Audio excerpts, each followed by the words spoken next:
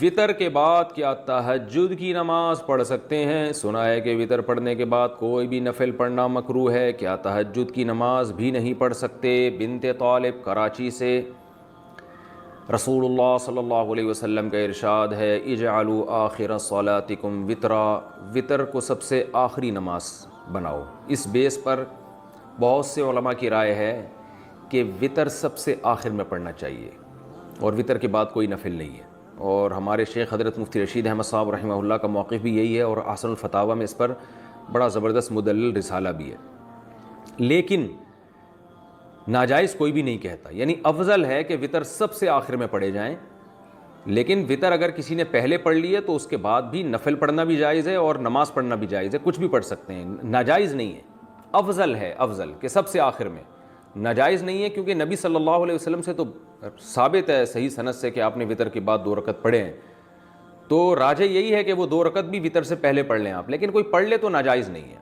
خاص طور پر جس کو یہ امید نہ ہو کہ تہجد میں میری آنکھ کھلے گی، وہ اگر وطر چھوڑ کے سو جائے گا اور رات کو آنکھ نہ کھلی تو وطر قضا ہو جائیں گے، اور وطر کی نماز واجب ہے۔ آپ صلی اللہ علیہ وسلم کی صحیح حدیث ہے اس بارے میں، من لم یوتر ان اللہ زادکم صلاۃ الا وہی الوطر، اللہ نے ایک اور نماز ہمارے لیے بڑھا دی اور وہ وطر ہے۔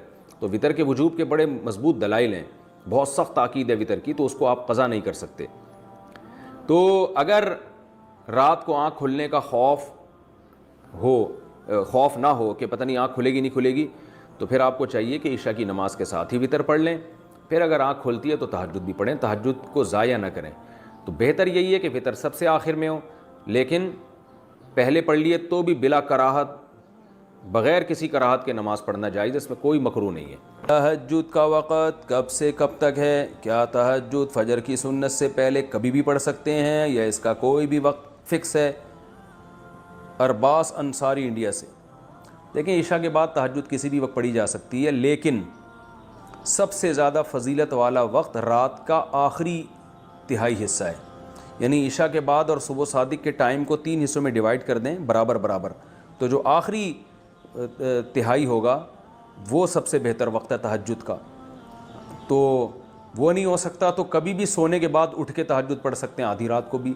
بہتر ہے کہ نیند لیں، سونے کے بعد اٹھنا یہ تہجد کا افضل وقت ہے، اور اس کی بھی توفیق نہیں ملتی تو سونے سے پہلے بھی پڑھی جا سکتی ہے، لیکن سب سے افضل ہے آخری حصہ۔ پھر چلو آخری میں نہیں پڑھتے، لیکن تھوڑی نیند لینے کے بعد اٹھ کے پڑھ لیتے ہیں، یہ بھی غنیمت ہے۔ یہ بھی نہیں ہوتا چلو عشاء کے بعد پڑھ لو۔ رات کے آخری حصے میں تہجد پڑھیں یا دعا کریں؟ رات کے آخری حصے میں تہجد کی نماز پڑھنا سب سے افضل بتایا گیا ہے، تو اگر فجر کی نماز سے 1 گھنٹہ پہلے تہجد کی نماز شروع کی جائے، پھر کچھ دیر تک درود شریف پڑھنے کے بعد دعا کی جائے، تو کیا یہ نماز پڑھنے اور دعا کی قبولیت کے لیے بہترین وقت ہوگا؟ اقصی حبیب انڈیا سے۔ جی، سب سے بہترین وقت رات کا آخری حصہ ہی ہے، تہجد کا بھی اور دعا کا بھی۔ تہجد کا تو ہے، قرآن میں جگہ جگہ ثابت ہے، نبی صلی اللہ علیہ وسلم کا اپنا معمول بھی ہے کہ عام طور پر آپ رات کے آخری حصے میں نماز پڑھتے تھے، اور دعا کے لیے بھی حدیث میں آتا ہے کہ اللہ تعالیٰ رات کے آخری حصے میں آسمان دنیا کی طرف آ کے صدائیں لگاتے ہیں، حل من مستغفر اغفر لہ، کوئی ہے مجھ سے گناہوں سے توبہ کرنے والا میں اس کے گناہوں کو معاف کروں، حل من مسترزق ارزق لہ، کوئی ہے روزی طلب کرنے والا کہ میں اس کو روزی دوں۔ تو اس لیے آپ اگر یہ معمول بنائیں تو بہت اچھا معمول ہے، کچھ وقت تہجد میں گزاریں اور پھر باقی وقت دعا میں گزاریں۔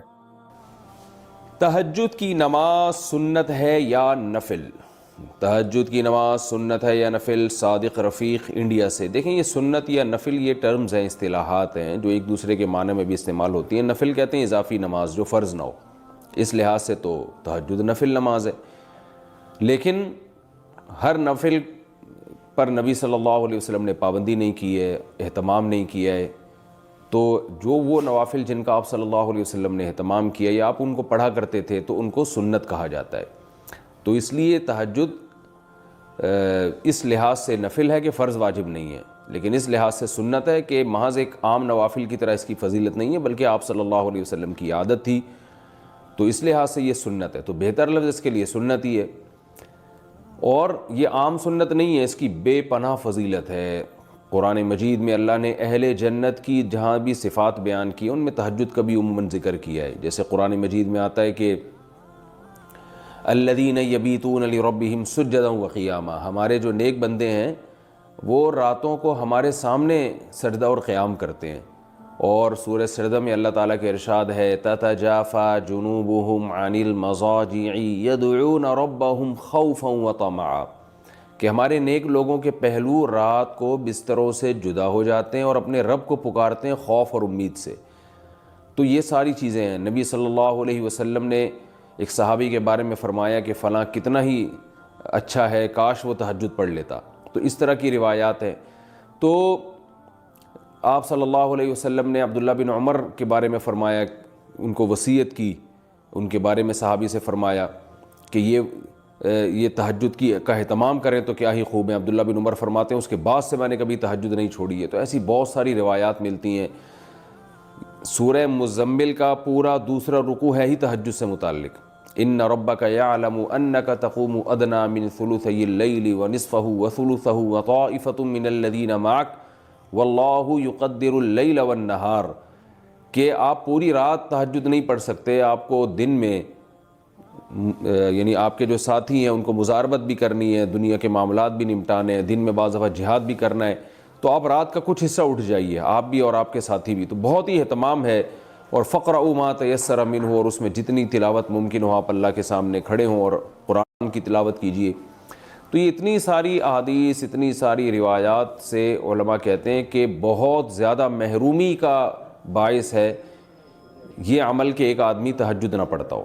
اور آپ صلی اللہ علیہ وسلم نے فرمایا کہ رات کے آخری حصے میں اللہ تعالیٰ آسمان دنیا کی طرف آتے ہیں اور یہ ندا لگاتے ہیں حل من مسترزق ارزق له، حل من مستغفر اغفر له، کوئی ہے مجھ سے روزی مانگنے والا میں اس کو روزی دوں، کوئی ہے مجھ سے گناہوں کی معافی مانگنے والا میں اس کو معاف کروں۔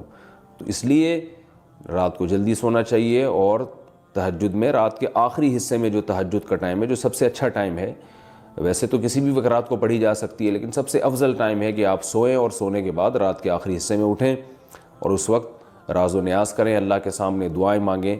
بہت زیادہ اس وقت دعائیں قبول ہوتی ہیں اور نماز کا بہت ثواب ہوتا ہے۔ ان قرآن الفجر کان مشہودا۔